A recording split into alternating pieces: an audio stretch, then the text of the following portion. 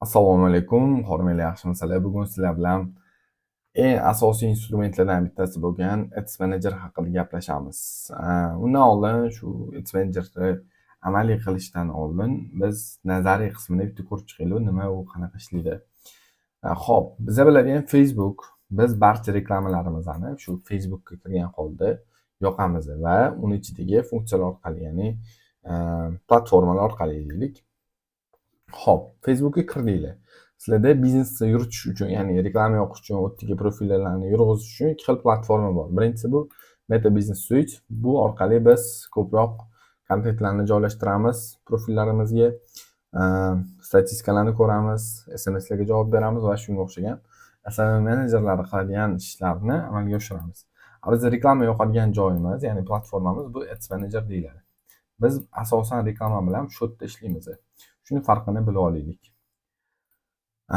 Endi bunga kirish uchun biza birinchi bo'lib Facebookga kiramiz. Facebookga kirganimizda mana bu chap tomonda Ads Manager tugmasi bor. Bu kirsa Ads Manager platformasiga o'tkazadi bizani. Xo'p. Ko'rayotgan bo'lsanglar, mana menda bitta panel ochildi. Ya'ni reklamalar yoqish uchun panel. Xo'p. Bu yerda mana ikki turdagi akkaunt bor. Buni vash akkaunt deyotgani, bu meni shaxsiy reklama akkauntim. Ya'ni meni o'zimni nomimga ochilgan reklama akkaunt. Buni bu yerda hozir men belgilab ketaman.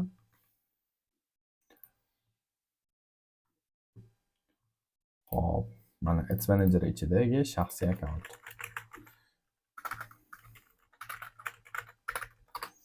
Hop, shaxsiydan tashqari ko'rib turganinglardek, bu yerda yana Business Portfolio degan akkauntlar bor. Ya'ni Business Portfolio bu har bir biznes uchun ochilishi kerak bo'lgan akkauntlar. Endi mana bu yerga men yana belgilayman. Business Portfolio.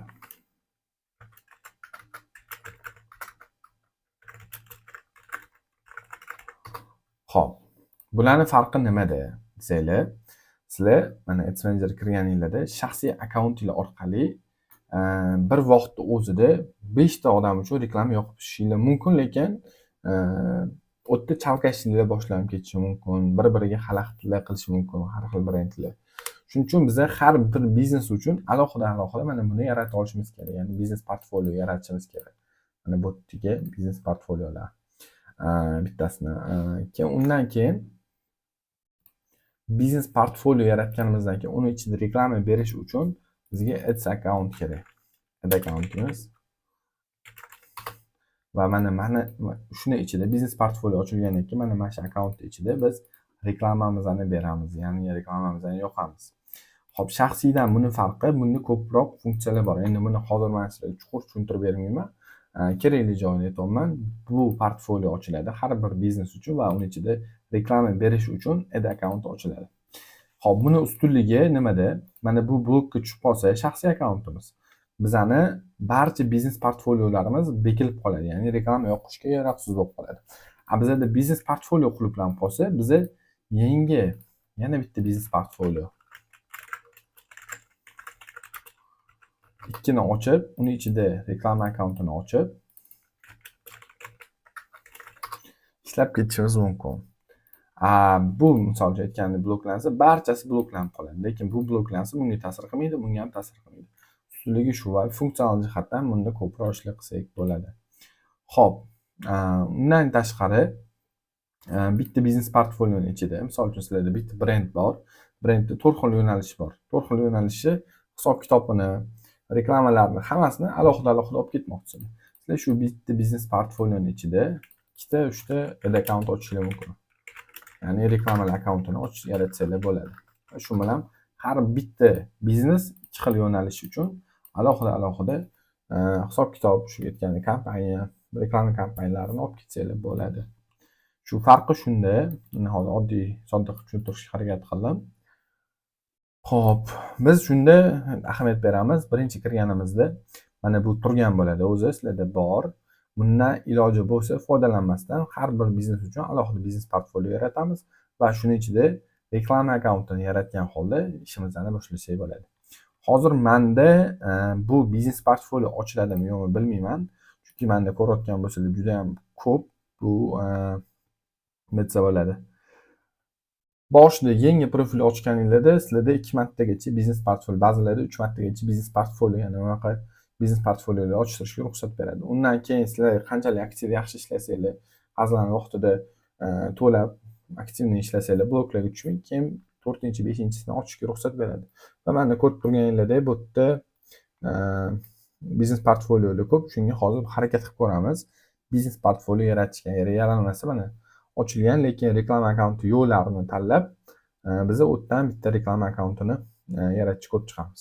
Hop, sizlarda ochiladi, chunki sizlar yangi profil bilan kirganinglarda 100% ochiladi. Hop, birinchi ochish uchun sozdать biznes portfolio qilamiz. Bu yerga biznes portfolio nomi, ya'ni bosh harfi katta harfda bo'lishi kerak. Misol uchun, hozir target deylik. Hop, biznes portfolio nomi, ya'ni akkaunt nomi, kim boshqaruvchisi o'zim. Va oxirida pochta nima uchun kerak desanglar, sizlarga xabarnomalar mana shu pochtalarga keladi. Mana shu biznes portfolioda bo'layotgan jarayonlar haqida. Sozdать knopkasini bosamiz. Hop.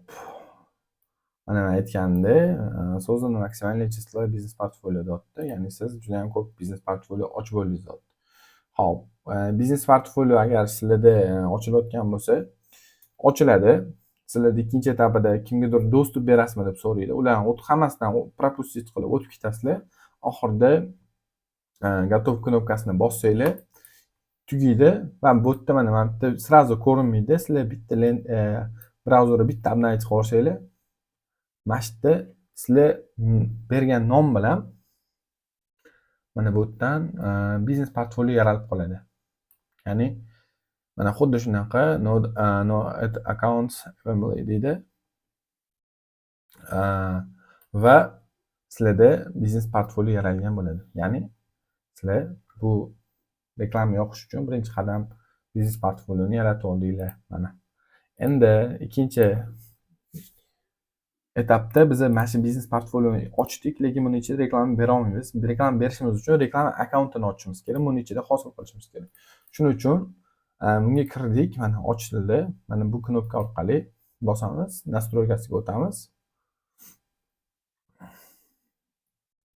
Hop, настройкasiga o'tganimizda bu yerda umumiy hozir men настройкаlarni tushuntirmayman, chunki tushuntirsam bitta uzun dars bo'lib ketadi. Bizga kerakli joyi biz reklama akkauntini yarata olishimiz kerak. Reklama akkauntini yaratish uchun mana akkaunt bo'limidan reklamный akkaunt bo'limiga o'tamiz va sozdать knopkasini, добавить knopkasini bosamiz va bu yerda 3 xil reklama akkauntini yaratish imkoniyati bor. Bu birinchisi yangi yaratish, mavjudlardan foydalanish, bo'lmasa kimdandir dostуп so'rash. Birinchi bizga yangi akkaunt kerakligi uchun reklama akkauntini yangisini yaratishni boshlaymiz. Bu yerga reklama akkaunt nomini yozamiz. Ya'ni biznes portfoliolar bilan iloji boricha bir xil qilganinglar yaxshi. Egg uchun yaratamiz. Часовой пояс bu bizning reklamamiz qaysi vaqt oralig'ida ishlashi. Biz O'zbekistonda agar ishlagan bo'lsak, O'zbekistonni tanlaymiz. Agar Dubayda ishlagan bo'lsak, Dubay, misol uchun. Yevropada ishlagan bo'lsak, Yevropa vaqtini tanlaymiz mana. Aziya Tashkent tanladik. Qaysi valyuta reklama uchun pul to'lab qo'yishimizni tanlaymiz. Hop, bu yerda moya kompaniyani beramiz. Подтверждение oxirida so'rayapti. Bu shu biznes portfolioni ichida shu reklama akkaunti ochilyapti. Okey, sozdать qilamiz. Sozdать qilganimizdan keyin hozir bizda reklama akkaunti yaratish kerak. Reklama akkaunti yaraldi. Hop, agar biz karta ma'lumotlarini qo'shishimiz kerak bo'lsa, ya'ni biz reklama uchun to'lovlar uchun karta qo'shmoqchi bo'lsak, bu yerdan kiramiz. Hop, bularni qoldirib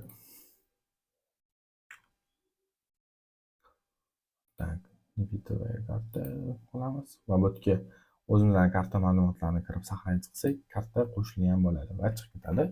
Endi qaranglar, bu yerda biznes portfolioni o'zim ochdim, lekin hali reklama akkauntiga o'zimning dostupim yo'q. Shu dostupni bera olishimiz kerak.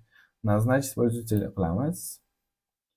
Hop, shunda mana o'zim turgan bo'lam berib shu reklama akkauntiga полный доступ beraman o'zimga o'zim.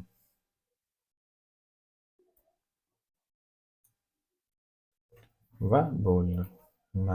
Manda endi reklama akkauntiga dostupim bor. Hozir ko'rsak bo'ladi. Mana Egg degan biznes portfolio va uning ichidagi reklama akkaunti tayyor.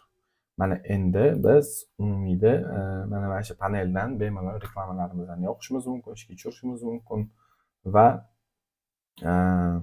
yana bu yerda ko'rishimiz mumkin. Obzor akkaunt bu reklama akkaunt, to есть biznes portfolio hozirgi holati, kompaniyalar bu reklamalar hozirgi отчетlar, bu hisobotlar, auditoriyalarni tanlashimiz mumkin. Nastroyka reklama orqali biz o'zimizni biznesimiz qayerga qaratilganini belgilashimiz mumkin. Bu yerda вставление счетов, платежи, bu yerda qarzdorliklar bo'lishi mumkin, to'lovlar bo'lishi mumkin. Barchasini amalga oshiramiz.